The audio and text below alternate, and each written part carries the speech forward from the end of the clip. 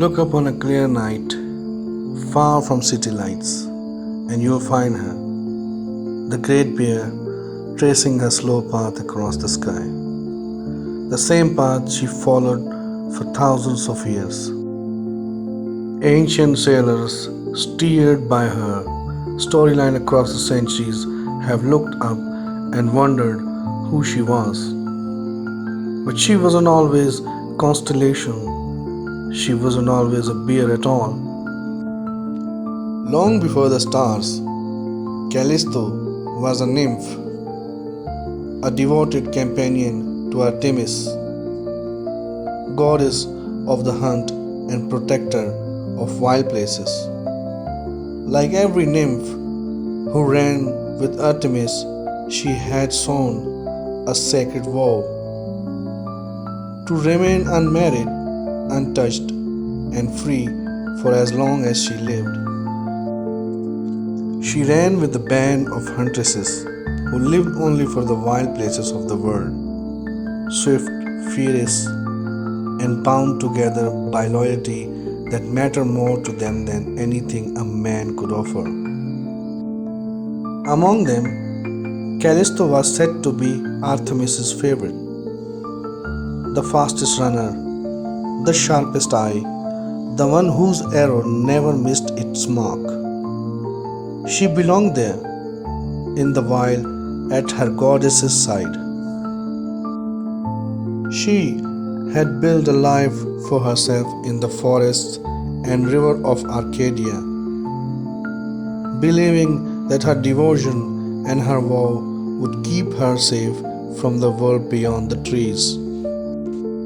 But far above, in the halls of Olympus, Zeus had noticed her too, and where the king of the gods desired something, mortal vow and sacred oath rarely stood in his way for long.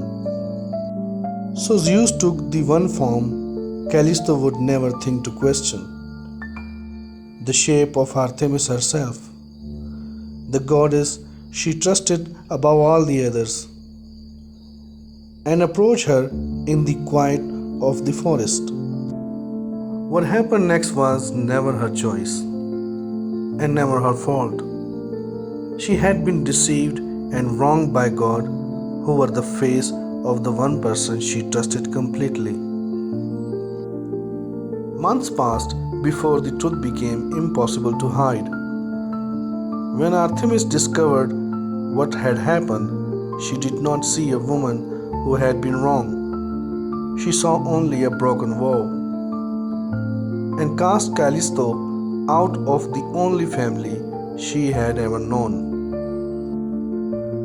Word of it reached Olympus and reached Hera, Zeus' wife. But her fury did not fall on her husband, the one responsible. It fell entirely on Callisto. In a single agonizing moment, Hera's curse took hold. Callisto felt her body twist and change beneath her.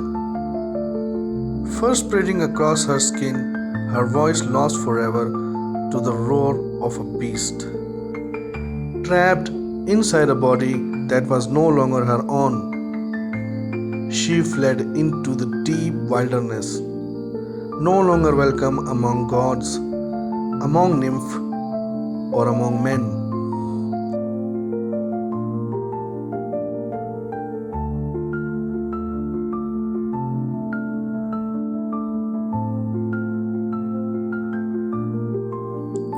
Far away, unknown to her, the son she had carried, Arcus, was raised by others, growing up without ever learning the truth of where his mother had gone or why. He grew into a strong young hunter in his own right, trained in the very skill his mother had once been famous for. Never told the truth of where that gift had come from.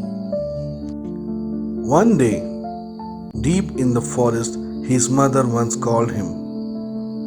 Arcus came face to face with a great bear and raised his bow never once imagining it was his own mother standing before him.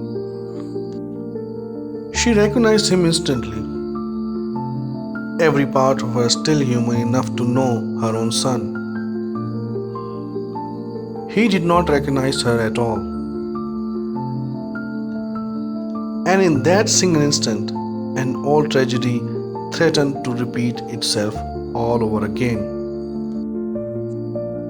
In the heartbeat before the arrow could fly, Zeus intervened at last, unwilling to let his own son carry out a tragedy that neither of them had caused and neither of them deserved. He lifted them both into the heavens together, placing mother and son among the stars forever. The great bear and the little bear following close behind her, never to be separate again.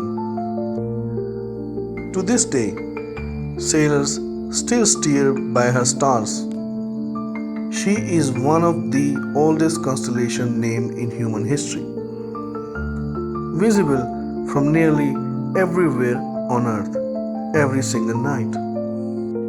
She was wronged by one god, punished by another, and separated from everyone she loved for a crime that was never hers to answer for. And yet, look up tonight, and she's still there, not as a monster, not as a warning, but as a mother, forever watching over her son.